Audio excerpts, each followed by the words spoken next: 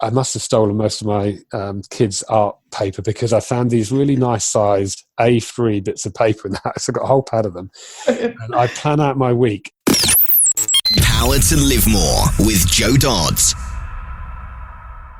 Welcome to the Power to Live More podcast, all about productivity, organisation, well-being, energy and resilience.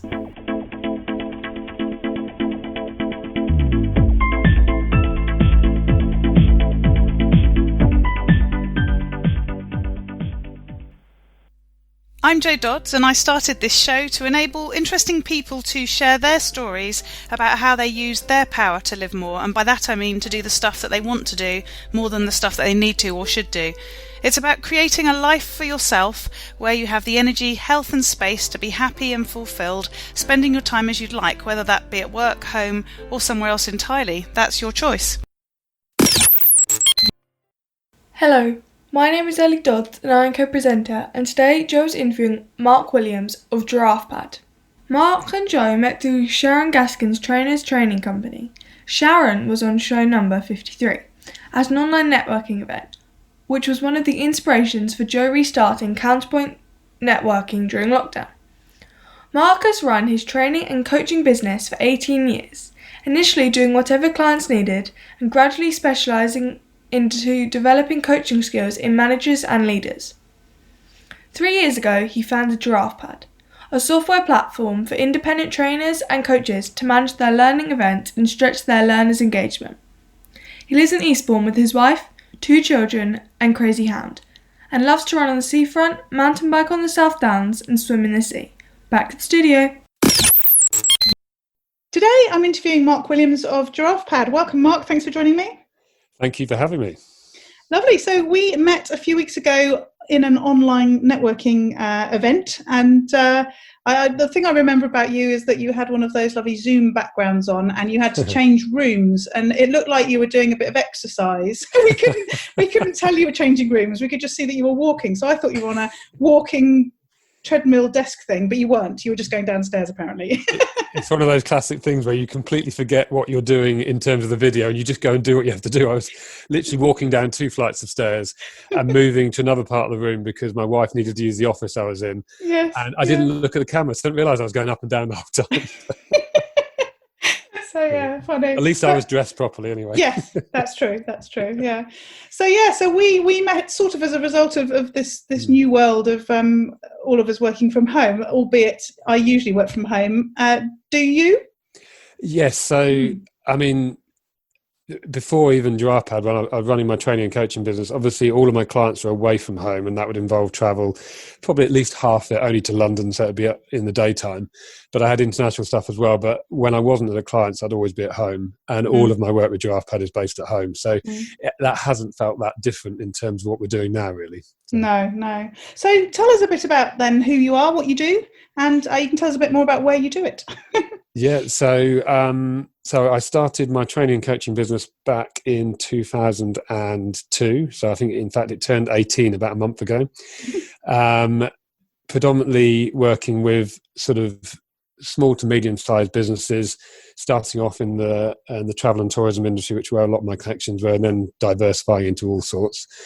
And then more recently, so 3 years ago, kicked myself in the backside to start an idea I'd had bubbling away for years, which was to build something like an online app or platform that could help trainers manage their events and to engage with their learners when they weren't there. And that was GiraffePad born. And that has completely taken over my life for the last 3 years, basically.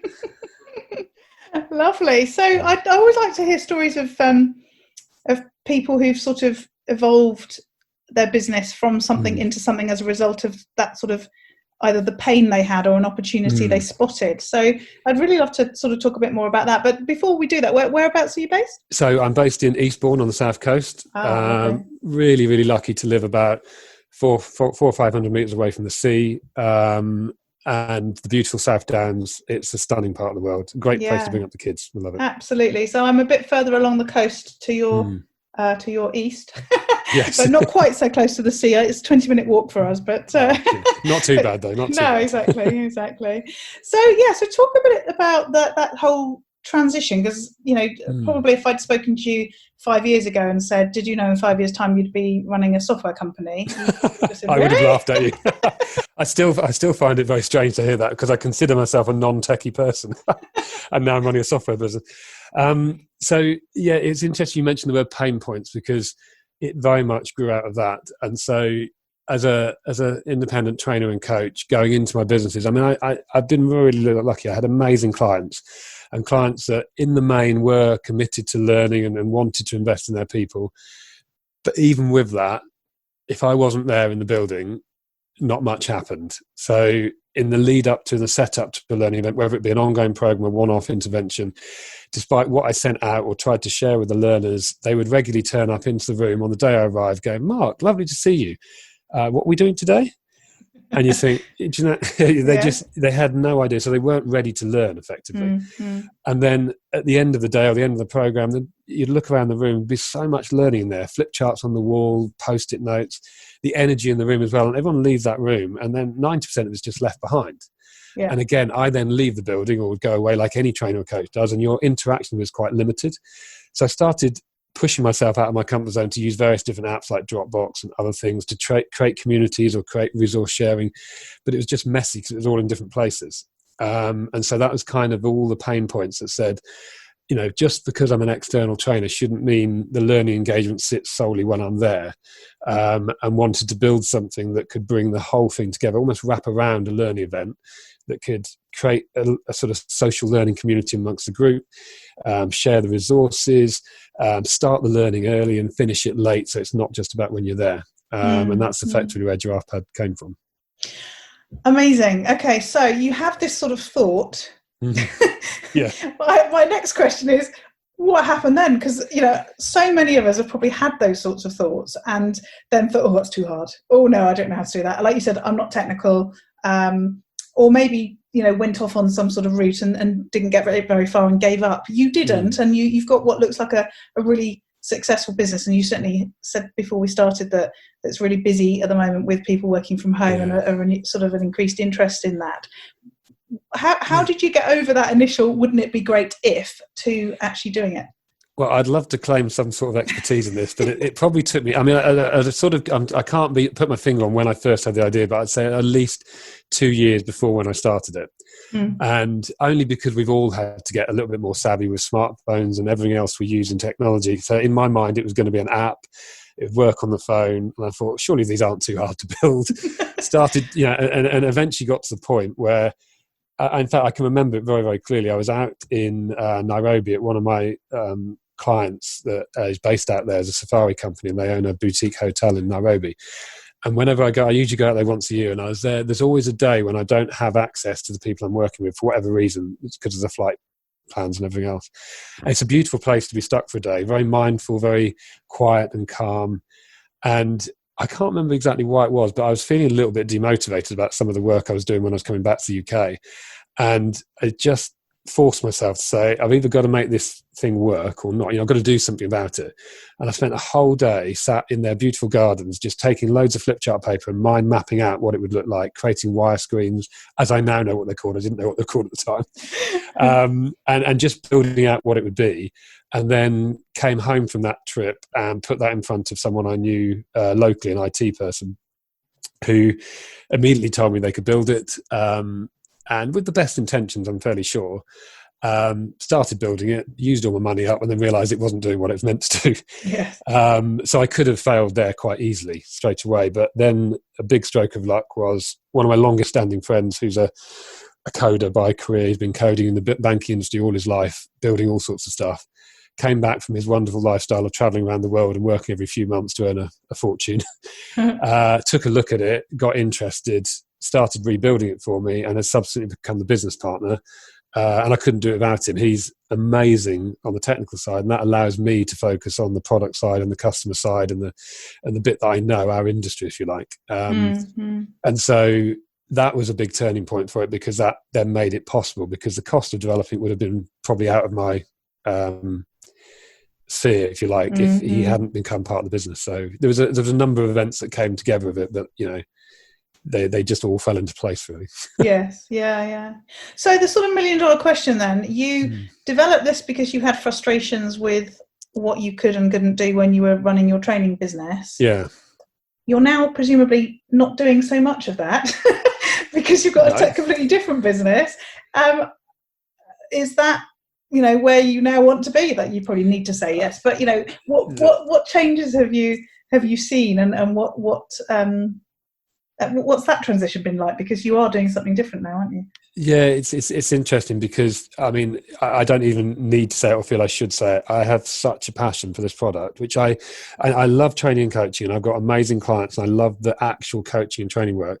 But running a training business, I can't really describe as ever my passion. It was very much a lifestyle business that enabled me to have more time at home while my kids were growing up, do the exercise and other stuff that I like doing. Yeah. This, I have no issue.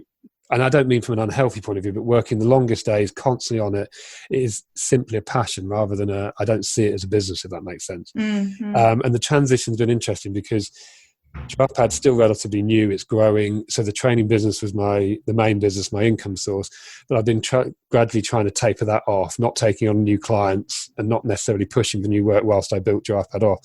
And then lockdown comes along, and kind of like you said, like for most trainers and coaches, the initial response was everything is postponed or cancelled. And whilst I had some online work to do, I kind of purposely not pushed some of my clients into trying to consider stuff, so I can almost as a luxury say to myself, wow, you can spend 2 solid months just focusing on GiraffePad, just marketing it, just build it and all the rest. And it has been absolutely fantastic. I don't like to say I'm enjoying this process we're going through, because obviously there's nothing about it really that should be enjoyable. No. Purely from working my business, it's been amazing. Yes, yeah. And I mean, it's heartening to hear that. I mean, I've said all along that as a natural introvert, almost verging on hermit, albeit I'm a chatty, sociable, talking a lot person when I'm in public, I actually don't want to leave the house mostly. And I love working online and everything else, so it's been it suits me as well. And I think we all went into this thinking that there would be no positive stories, and it's been heartening to speak to people and hear that there are some great positive stories that have come out of this, as well as all the terrible obviously the deaths and just the economy generally, and people losing jobs and everything else. It's not all negative, that there are some real positive stories out there, yours being one of them, so it's great to hear. I think the whole sort of learning development industry is I've been absolutely awestruck with how sort of creative and resilient, the majority of people who might have focused solely on face-to-face stuff that was at their clients where they had to interact and get close, never really did any online stuff, within a matter of 6 to 8 weeks of this process, have transformed their businesses and are now delivering happily online. I think it's I find that very uplifting, that they haven't just, thrown it all in and had to go and get a different job or close their businesses. They've really adapted well, which is really inspiring. And with all your expertise from the past and also what you're doing with GiraffePad now, how do you think it's going to pan out moving forwards? Because as you said, businesses weren't interested in lots of cases in doing lots of online stuff because it was too difficult, or they didn't have the technology, they didn't trust people, it wasn't necessary, all of that. And at the moment, all of that's gone away. When things start to get back to whatever this new normal is going to be, can you see a lot of this continuing? Absolutely. I think because I think there's 2 reasons, well, multiple reasons for it really, but if I look at from the trainers and coaches' points of views, there is obviously already a core of people that were doing it, that were ahead of the game, that were already expert at this, but all those that had to adapt, I've seen, of all the ones I've talked to, and certainly all of our GiraffePad customers that are doing this, is they've overcome that limiting belief that either they can't do it or it's not right for learning, and they've suddenly realised you can run really good quality interactive sessions online. And it's like kids with new toys, they're loving it. I think they're going to want to offer it and offer it as a part of their blended package, if you like. And I think from a business point of view, I'm not going to claim to be an expert on this, but I'm sure so many businesses have finally realised home working is possible. Workforces spread over the place works. And so that kind of old model of bunching together 15 people in a room for a whole day may well be slightly less attractive to them when they can remotely get 15, 20 people into 2 different sessions online for a few hours. So I'm sure face-to-face stuff will come back, but I think that this will never go away. I think all trainers and coaches will have it as part of their offering, for sure. Yes, yeah. And it's interesting, I mean, there was sort of a big move towards things like lunch and learn sessions and bite-sized training and that sort of thing. And that's quite hard to deliver with a big organisation and trainers coming in, unless you can, have 6 1-hour sessions spaced over the day and things like that. It's not practical to just have 15 minutes by somebody who's come in just for the day, is it? So I guess some of that stuff is more possible now as well. And I think the fact is that it's my feeling is, and probably for myself as well, is because I did predominantly face-to-face stuff, and a lot of the trainers and coaches that were using GiraffePad did, there was this sense that online stuff is for more e-learning stuff, the more fixed stuff that people do in their own time. The idea of being interactive and running a really good session online, I don't think really crossed many people's minds. No. And now they realise they can do that. I mean, I'm talking to trainers that were super busy beforehand, travelling all the time, and loving the fact now that they can actually spend some time at home. And create and run online courses, and then go out into the garden or go for a walk and do stuff that looks after themselves. So I think from a trainer's point of view, they're going to want to keep offering this rather than go back to constantly travelling. Yeah. Let's hope the corporates agree. Yeah, well, there is that. So I just want to go back again on the discussion about sort of passion, because there's sort of lots of talk about, you should be finding that intersection between what you're passionate about and what people need and what people will pay you for and all that sort of stuff. And some people say, yeah, fine, all well and good, but that's not the real world. And other people who are luckily in that position are, raving that that's what you need to do. Did you know that you weren't in that sort of place of passion, and was that a problem? Or are you only looking back now you can see a difference, sort of thing? Yeah, I suppose if I go back to before GiraffePad and before I was really thinking about it, if I had to really nail it, I'd say my passion was having the freedom of choice to spend, as long as I got enough work in, was to spend my life the way I wanted to spend it. So it was still a passion in the way. And I got to spend more time than some dads get to spend with their kids growing up. I got to do the kind of exercise I wanted to do outside, which I have a real passion for. So it was almost like the lifestyle element of the business was my passion rather than the business itself. When I was actually in a client doing the work, I absolutely loved that. And I would always pride myself on doing a good job there. But it was more the lifestyle that was the passion. Whereas now with GiraffePad, I think if I look back, I was always destined to be self-employed. The idea of being employed again, it would fill me with dread. Yeah. I think right from a young age, I always thought I might have some kind of shop or retail or business. I wanted a product to sell. And the downside with the training business was I was the product I was selling, and I had, like anyone, the self-doubts and the limiting beliefs that you could sell yourself in such a way. Yeah. Now with GiraffePad, I've got a tangible technical thing I can talk to people about that exists, and it's not me, if that makes sense. And I find that much more. Is easy the right word? I'm not sure if easy is the right word, but much more endearing to be involved with. I don't have to sell myself. I sell the actual product, if that makes sense. And in the lofty world of business setup and business planning, you now have a potential exit strategy as well, which... Well, we do, but, it's interesting. And someone was asking me earlier about my business relationship with Ian, because in the training business, I never had a partner or anyone involved. And I now have a business partner. And in the early days when he joined in, people wanted me to say, look, you're good friends. How's that going to work? Get a contract signed up. And I took on board all their advice, but actually we are so aligned in where this is going and so much in agreement. It's like it's two minds talking the same, even though we do very, very different roles. So whether there's an exit strategy, whether it carries on into something big, we're both in complete agreement that we will go that path together. So it feels quite nice. Yeah. So let's sort of explore GiraffePad a bit. Tell me more about it. I've obviously checked out your website. I am also a trainer and coach myself, so it sort of connects some of or a lot of my listeners will be as well. What does it do? What does it help us to do? Why is it useful? What's it like? What's it not like?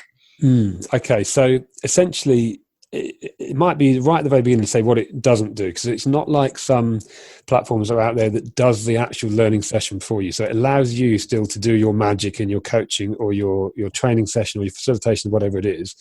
And then GiraffePad wraps around all of that to try and keep everything in a single place in the first sense, if we look at the management side of it. So essentially within GiraffePad, you create an event page or a program if it's an ongoing program, and you add in any resources that you want to share with your learners. You create a bio of yourself so they get to see you and understand a bit about you. You share the objectives and the description of the program that they might be coming on. And then when you invite them in, there's a chat function so they can all interact with each other and start learning. You can post questions in there to get the conversation going, if you like. You can share pre-work with them in there. So there's a single place where they know all of the information is going to be stored for it. And something that's happened in the last 6 weeks or so is we got approved to be on the Zoom app marketplace, which means we can integrate Zoom into, I know it's a huge thing for us. Zoom must be one of the 5 best known brands in the world now. Yes. We're not quite there yet, but we're trying to catch up. But it basically means now as a trainer or coach, you can set up your Zoom meeting within GiraffePad. There's no sharing of links. There's a nice easy join button in there. So the learner joins their Zoom session directly in an event page surrounded by resources and objectives. So they've got a bit of a focus about what it is. Yeah. There's also a private chat with each learner, so you can deal with questions. You don't have to go on WhatsApp or Facebook or anything like that. So it's the idea is it's not trying to be everything to everyone. It's simply saying if you run a learning event or any kind of training session or coaching session, this is a one-stop place to engage your learners and manage everything that goes into that. The joining instructions are in there. Learners get a completely free account. They never get charged, they never get marketed to or anything like that. And you can basically run as many events in there of whatever size you like. And I've got a slight tingle down my spine because the biggest single event is running tomorrow on there. The trainer talk community is going to be 87 trainers on there, which is going to be quite scary. And trainers being trainers, discerning people. They're not just any old people. They know whether these things work or not. Well, exactly, yeah. So it has the making of either being the most genius PR moment or disaster. But I'm confident it'll be genius rather than disaster. Yeah. And the thing with it as well is you keep these event pages open. So when the learner registers and they're in there and they've got it on their dashboard, they can continue to learn from your material and your interaction long after you finish the actual learning session. So in my training business, I've got a group that I worked with back in last April, quite new managers developing their coaching skills to work with their teams. And a year on, they're still posting their coaching experiences in there to share with each other in terms of challenges they've had to overcome. So the group chat is a complete social learning area that they feel really safe because their managers aren't in there, their teams aren't in there. It's just a safe peer group that they can share their experiences and learn from each other. So that's brilliant. Essentially what it does. Yeah, I mean, with the plan is to build it into essentially helping any trainer or coach run a really, really world-class learning experience from start to finish. And we've got lots of plans to evolve it and develop it in that way. So Brilliant. Thank you. Thanks for filling in some more details about it. So I think there'll be a number of people jumping over to check it out as a result of that. Exactly. Lovely. So what does your day look like now then? It looks a bit longer than it might have been and with less travel. What are you doing now? What's your day consist of? It's probably very varied. It varied, but it's that interestingly that I've probably got more of a routine now that when I'm not doing the traveling, not doing the training business or anything like that. I've probably got more of a routine because I've always tried to do lots and lots of exercise, but every single day, what are we in week 10 or something, I run every other morning and then do like some kind of workout or weights every other morning whilst I'm at home without exception. And it's just simply the best way for me to start a day. If I don't get 4 or 5 runs in a week, I know it really affects me and I get a bit twitchy and I need to get out of the house. So I always start with something like that. Before that, I'm normally up way before my kids. My wife will take the dog out for a walk and I tend to do about an hour's work because Ian is based in New Zealand. So he does a lot of stuff overnight that I then need to test or check or confirm. Yeah. So I normally have to do about an hour's work in the morning, then go out for a run and or do some exercise. Then it becomes slightly less organised because the world is awake. Well, yeah, and one thing you can't, because we've got so busy recently, what I can't predict is any of the support work I need to do. So if someone's got a question about something or wants to log in and something or check something for their learners or is having a problem with something or wants a demo, I've got such a big value of responding as quickly as possible. I can't really say I'm going to do that between 2 and 4, like in a nice organised way. So I'll have a plan for my day and I'll have a plan for my week and then that goes straight out the window. And a Monday was a day like that, where every single moment of my day from about 9 in the morning till 6 at night was doing that. And I remember walking downstairs and seeing my wife and saying, I've just got nothing done today.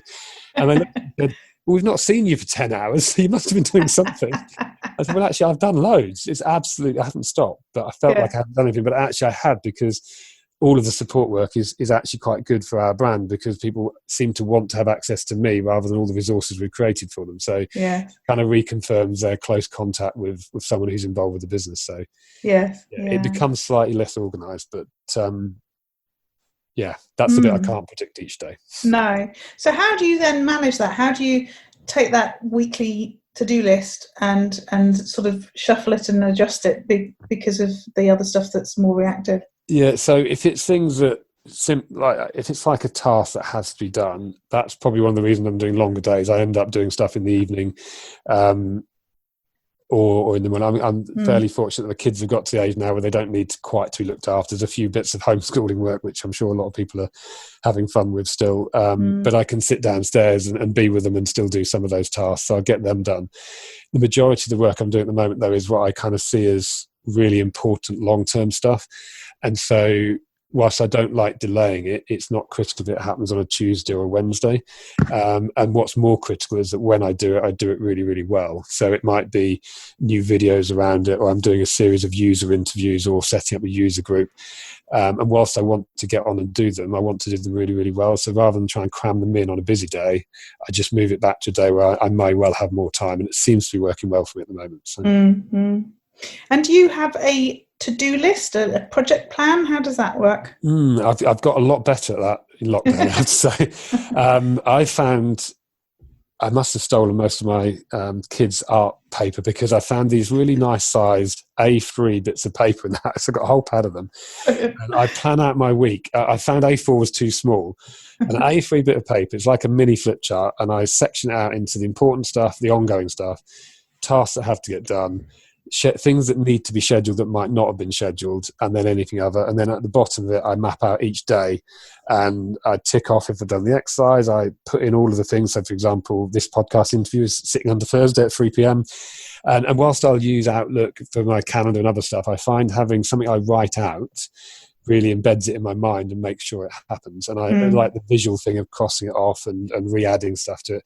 By the end of the week, it's got doodles and stuff all over it. It starts as a quite nice plan, and I've kept every single one of the 10 weeks. I was going to say, have you kept them? Yes. Yeah, because it's kind of shown it. So I go back to make sure I've not forgotten something and keep on top of it. And actually, I mean, I know it's not very technical. I'm talking as a software business owner. I'm using I was going to say, it's always the way. The most technical people use pen and paper most often. Yeah, I find it something about writing it out that seems to embed it in my mind. Yes, yeah. And it's how I used to plan my training sessions as well. I would, on the train in to London, whatever I'd planned and created on documents and PowerPoint slides, I would just write out bullet points into a book 3 or 4 times, and it'd be in my head, and I don't need to use anything when I'm delivering. There's something about writing stuff down that just works for me. Yes, yeah.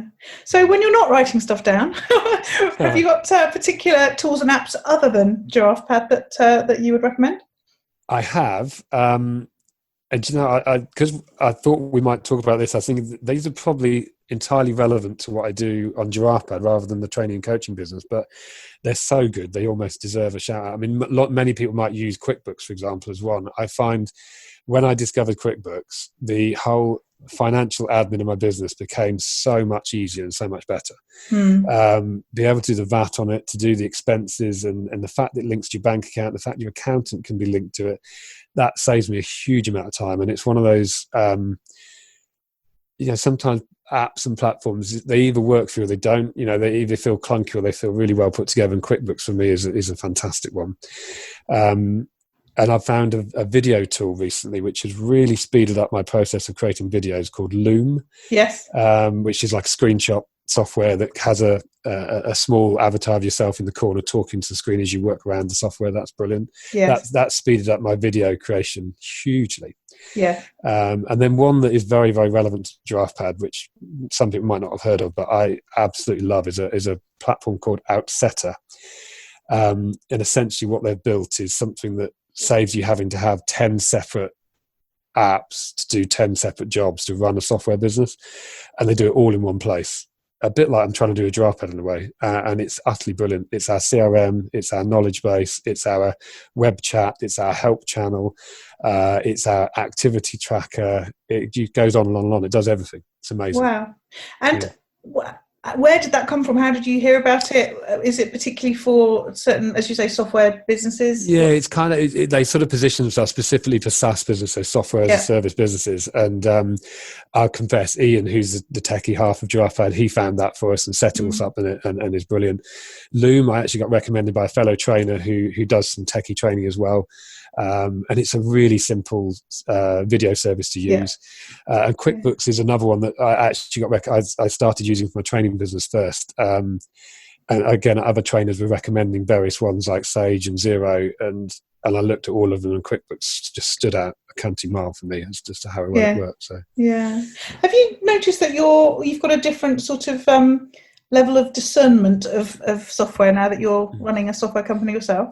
Absolutely. I don't think I'd have even heard of the phrase user experience before I started GiraffePad. And do you know what I'm finding really interesting? Because we've got really busy recently, I'm a little bit close. I'm obviously very biased, and I think GiraffePad is very straightforward and intuitive, but it's backed up by probably 98% of our users and our learners just get on there and start using it straight away. And then I get really surprised when someone contacts me, Mark, I don't know how this is where does that go? How do I see this? I said, well, if you just move up slightly up the screen, you'll see it there. And I don't want to be patronising or ridiculous, but it's just there. Yeah. But for some people, and I've realised I've had to really challenge myself on this and realise that actually I think we have an eye for it. It either suits your eye or it doesn't suit your eye. And that's why I guess professional user experience consultants come in, because they try and take everything into account. It's something we're going to put GiraffePad through in the next few months. But yeah, I've definitely become more judgmental about software, that's for sure. I think it's also a sort of confidence thing as well. I coach a load of students who are sort of getting involved in internet marketing in one shape or form. And I have exactly the same thing. I don't know, we might be looking at Aweber for email marketing, and I say, click the button that says whatever. And they're like, where? And you go, up the top. No, left, you know. And you're like, it's just there. It's really obvious. But as you say, you know where it is. So you intuitively know where it is because you've clicked that button so many times. But people get blinded because they're panicking, I think, sometimes. It's like anything that's new, isn't it? If you're looking at something for the first time, you don't know it. I mean, I know, I totally get it, but I look at it 10 hours a day every day. So for me, it's obvious, obviously. But luckily also, go on.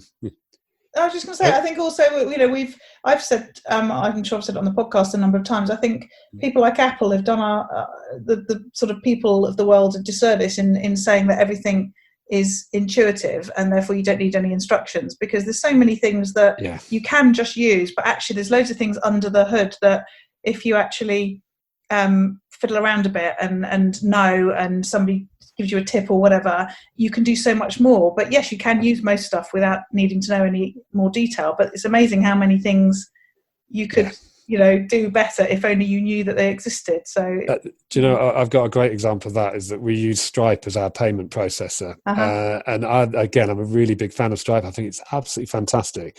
I wouldn't necessarily say all of it's really, really straightforward. The interface is awful, isn't it? Yeah, but you know, if you dig into stuff, I found you can almost teach yourself things, or they've got lots of support there. And I've been almost, as a point of pride, to save me always having to go to Ian saying, techie, what do we do now? I've taught myself how to use it, and I've changed people's subscriptions and done stuff in there and added coupon codes. And it's a good example that if I hadn't persevered, I'd have probably only used 1% of its functionality. Because like you said, it's not necessarily obvious all the time. But there's a lot in there that is good stuff. So. Yeah. I was saying to someone the other day, again, I've probably said this before, that I think one of my superpowers is my Googling skills. And he was, saying much the same, but he said, what did he say? He said something like 95% of people are, I can't think how he described it now, but it's like they just do not what they're told, but it is what it is, sort of thing. And there's only like 5 people who are that curious that they try and break it to see what else it can do, sort of thing. And push it to its limits. Because I said I read an article about a guy who said he was a computer support person, and he's only that because he's been the one who's pressed buttons, broken things, tried to make things work in a certain way over the years, and that's how he's basically taught himself to do it. And I think that's so true, because I've always been a bit like that. I've always thought, oh, I can't really break this. I mean, occasionally I have deleted things I shouldn't. Yes. So it works And then you're looking at it going, can I reverse that? Yeah, exactly. Mostly it's fine, but then you just have to think of a way of explaining it when it turns out that you've ruined somebody's Well, yeah, but I mean, it's like most softwares. I mean, like smartphones are a good example. Probably most of us use 5% of the capacity of what our smartphones can do, don't they? And yeah. it's only when you really push them and dig into it, you go, oh my God, it does that. That's amazing. Yeah, exactly. Yeah, definitely. Yeah, so you talked about sort of working long hours, and that you're doing a lot of the support, and obviously you've got your business partner doing a lot of the technical stuff. Do you have other people? Do you outsource any other aspects currently? And if not, is there a plan to, and what do you think that might look like? Yeah, well, so we've certainly got an accountant who does that side of it. And so we outsource that works in terms of doing the returns and the VAT and all the rest. We haven't up until this point, although we've outsourced a couple of pieces of the tech. In other words, like the chat function, we could have built it ourselves, but it wasn't needed when we could implant software that was already built and brand it under GiraffePad. So we've outsourced in that sense. But just before all of this sort of lockdown kicked off, and before it even seemed like it was going to happen, and Ian was over in the UK, actually, we had some time together, and we mapped out a plan for this year where we were going to outsource two really important things. One was the user experience we were just talking about, and also the user interface, mainly because the plans we've got to add functionality is so vast that they're the things that slow him up. He's brilliant at the coding, but it slows him up when he has to do the design work. And I know I'm not technical enough to do that either. So we're going to outsource that and get work with an agency we hope can do all of it for us. So it's just one. And then also the plan is, when we get to that stage, we'll probably start outsourcing some of the marketing stuff, because whilst I do it all now, I'm no expert. And I think having some expert input and advice on that side will really help us as well. So, and I guess, as you say, things hadn't taken off quite as well before lockdown, and you probably had more time before to do a lot of the stuff as well. It seems like the time's going. Yeah, it's interesting. I mean, I feel like I've got no time, but then I've got none of the training business to work on at the moment. So in some ways I've got more time, which is why I'm now focusing a lot on the marketing. So more the outsourcing there will be less for the time element and more for the expertise. The expertise involved, and then maybe I can take that on and build that into what we do. So So you talked already about how important things like exercise and your lifestyle has been to you throughout your career. You've also talked about how passionate you are with the business now. How much are you focusing on yourself in terms of potential burnout and all that sort of stuff? And how much are you just sort of riding along on the wave at the moment? But, I mean, you've got the exercise, haven't you? Which is something that you always prioritise from what you've said. Absolutely. The exercise is critical to me, to the point where, I've got a really, really good friend who's also a trainer, runs his own business, and similar to me, does similar exercise, runs a lot, and maybe a few other things.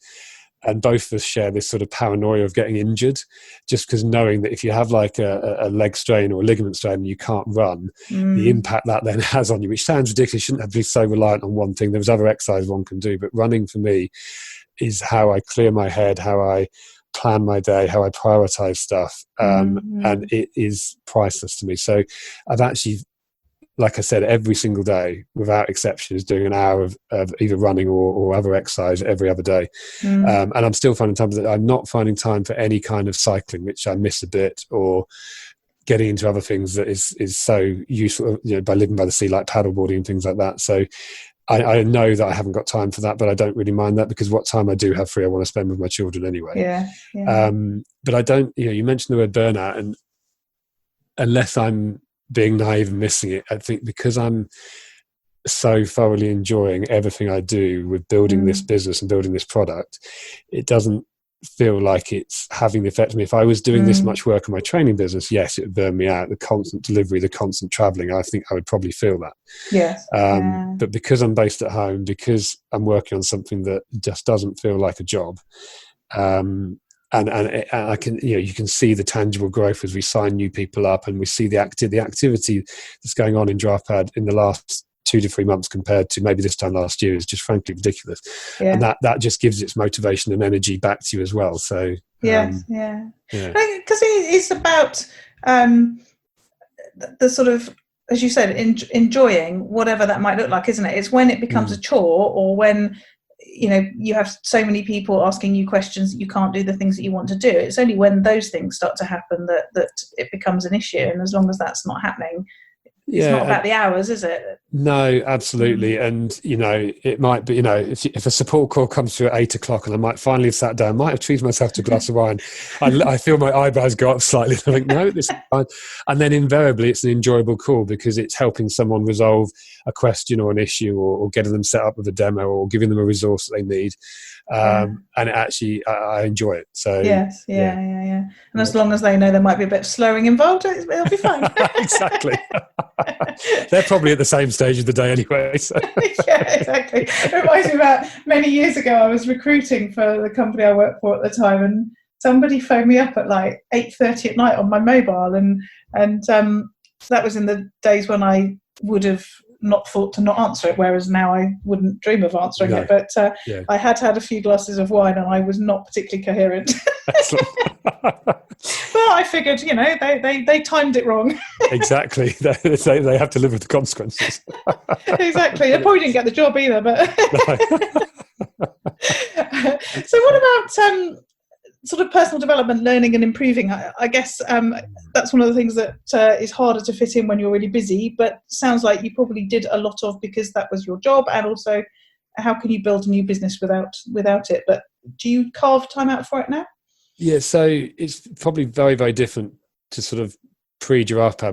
When it was solely the training and coaching business, I had a very sort of concerted plan that, along with sort of everyday learning, I would have one proper investment in myself every single year, whether that be some kind of accreditation, qualification, skill, whatever it might be. It was a real plan to do that. With the onset of GiraffePad, it's like every single thing I do is almost a learning process. I've never run a software business before. I've never built a subscription business before. I've never had to scale a business like this. Like with the training business, it was just me. With GiraffePad, there is no limit to how many customers we can have. So every single day, and just about every single thing I do, I'm learning, whether that be creating a video, supporting a client, updating something, designing a new feature. So rather than kind of proactive learning, it's almost like I am constantly reactively learning from everything I'm doing. And it's interesting because we had a bit of a chat at the beginning about podcasts. And so what I'm probably not doing at the moment is the more proactive learning, saying, right, this in the next 2 months, find time to listen to that or read this or do this to learn from those things. And that's something I do want to do, and I'm very keen to, but it's not like I'm not learning at all. It's just I'm probably one big learning session all day long. Yeah, exactly. Lovely. So last couple of questions. Firstly, what about those days where it all goes horribly wrong? How do you deal with those days? That's an interesting one. I think in a way, it's something that Ian has helped hugely with me here, because he's so strong on the technical side and so constantly learning and improving himself on that side. He's introduced lots of sort of principles around how you build a technical product, how you build a software company into my learning style. So the idea of getting a minimum viable product out there that isn't perfect and allowing yourself to take the feedback to make the improvements. That, when we're small like this, I've got such a personal relationship with most of our customers.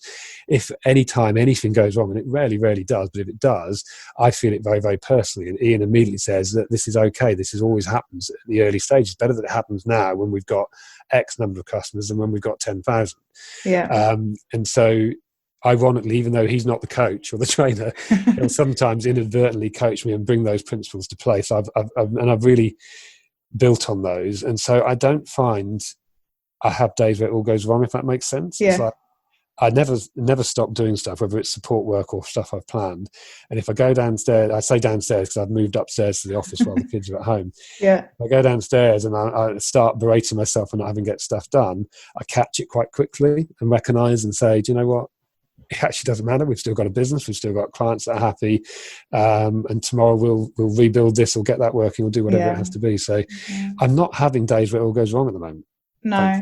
And do you think lockdown's playing a part in that as well? I mean, I certainly feel like I've got nothing to complain about. And in the main, apart from the stress of the world having completely changed, I actually, have kept quite buoyant as a result of the fact that, I'm in a privileged, lucky position, I guess.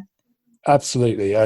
We're very fortunate in that on a personal side, we have a garden, we have enough space in the house we live in to not be on top of each other if we don't want to be. We're close to the seafront. We're close to mountains or hills and mountains in the country. Mountains, yeah. I'm imagining dreaming. Yeah. So on that side, and our broadband hasn't failed. So, a PlayStation, a Netflix, a phone, and me doing a Zoom call has all magically managed to work. And then the business is just skyrocketed in terms of interest, and it seems to resonate with people. So, if we lock out all the negative stuff that's going on in the world on a personal level, lockdown's definitely helping. Yeah. We had a power cut the other day. That was a bit odd.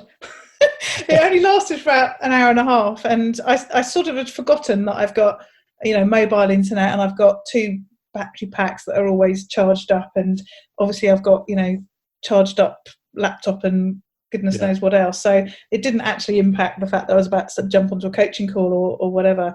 But it was odd because it doesn't happen very often. So it's how much we rely on these. That sounds super organised. That you've actually got battery packs charged up.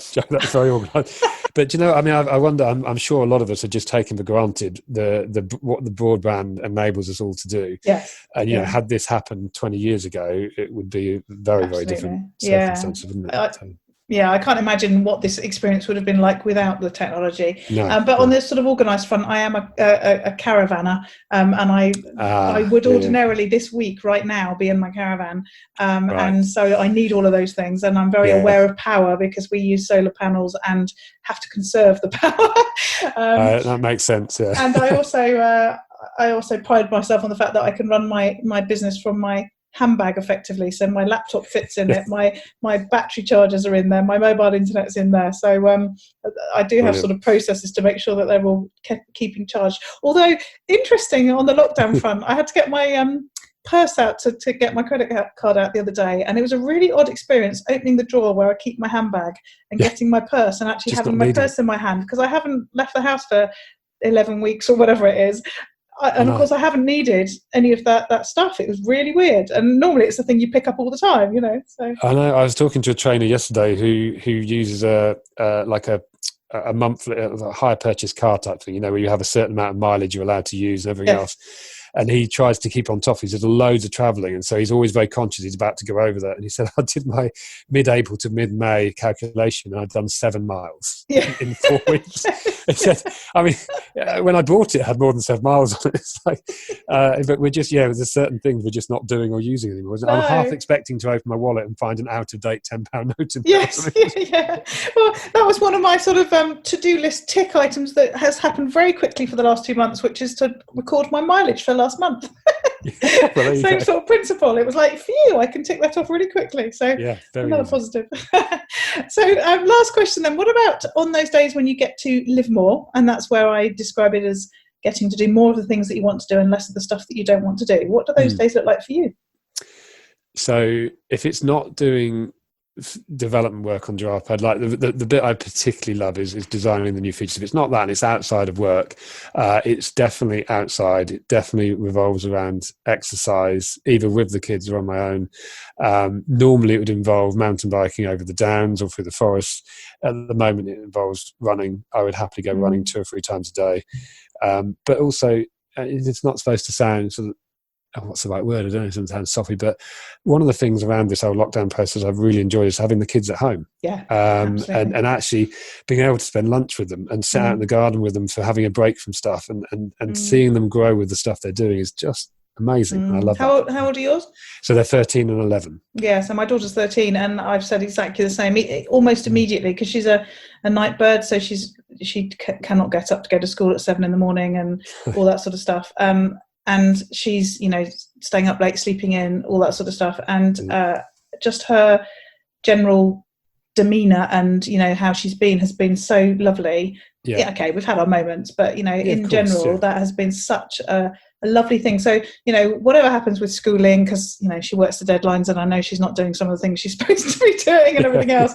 I just think, I will look back at this period and think it was such a lovely developmental period in terms of our relationship, which normally we wouldn't have got, would we? No, absolutely. And it's been a real positive. And I sort of get myself, I mean, she does all of her schoolwork. My son, slightly less. But, I figure if in the grander scheme of things, 6 months out of school. Exactly. They're going to pick it back up again. They'll be fine. And it's I've loved it. Yeah. I said at the beginning, we'll either be looking back going, oh, they were the children of 2020, summer 2020. Or nobody will care or know or anything, because the same as, my GCSEs don't have any bearing on what I do now. I'm sure yours don't either. No, well, looking at the home learning, some of the things they do, I catch myself saying, don't worry, you'll never use it in real life. Exactly. And I'm actually now just laughing about the fact that I said GCSEs. I did O-levels. I am that old. God, I was literally the very first year of GCSEs. We were the guinea pigs. Yeah, you're the same age as my sister. I was older than her, obviously. Brilliant. Lovely. It's been so good talking to you, Mark. Really appreciate you joining me. Hope it's been a lovely experience for your first podcast interview. First podcast ever. And thanks to you, Jo. It's been wonderful. Thank you very much. Yeah. Lovely. So tell people a bit more about how they can get in touch with you and find out more about GiraffePad. Well, they can check us out on our website, which is nice and simply giraffepad.com. But in terms of getting in touch with me, I'm far most active on LinkedIn. And they can find me under Mark Williams or GiraffePad on LinkedIn. And that's where I post most of our updates and our feature stuff and our interviews and our videos on there as well. So that would be the best place to find me. That's brilliant. Thanks a lot, Mark. Thanks, Jo. All this information is available in the show notes. If you go to powertolivemore.com/163, then you'll find them there. And just a quick outro from me this week. I wanted to share a quote that one of my Counterpoint Networking members sent me today, which I think is a really good one, particularly if you're thinking about your role in the world, your role in your business at this current time. So it is the Dalai Lama saying, if you think you're too small to make a difference, try sleeping with a mosquito. So I'd heard that before. It was nice to be reminded of it. And I think really quite pertinent at the moment when everything's changing so much around us and many of us are trying to sort of work out what our new path is and perhaps worrying that we're not important enough or too small, as he says in the quote, to make that difference for people. But actually, we're all in a position where we can take actions that will have impacts on people, and so we can, should, and hopefully will. So just remind you, Counterpoint Networking is a weekly networking event that's at 2:00 on a Monday afternoon, British summertime, and it's for an hour online using Zoom, and it's aimed at coaches and consultants, but everyone's welcome. I really do believe that networking is about getting to know people and connecting people, and so it doesn't really matter who's in the room, because people, even if they're not your target market, will know people who are, and by building that relationship with them, then you get that opportunity often to meet up, connect up, get in front of those people that you are looking for, and vice versa. So if you're interested in coming along, then you can go to counterpointnetworking.co.uk and you can find the next meeting. If you want the direct meeting each time, I always put the link as the domain, so counterpointnetworking.co.uk / and then 20, then the month, in this case 06, and then the date, which I think on Monday is the 22nd, so it would be 22. I didn't even look yet. So it's counterpointnetworking.co.uk / 200622, and that'll get you directly into next week's show. Or, as I said, use the same pattern for future, or just go to the website counterpointnetworking.co.uk.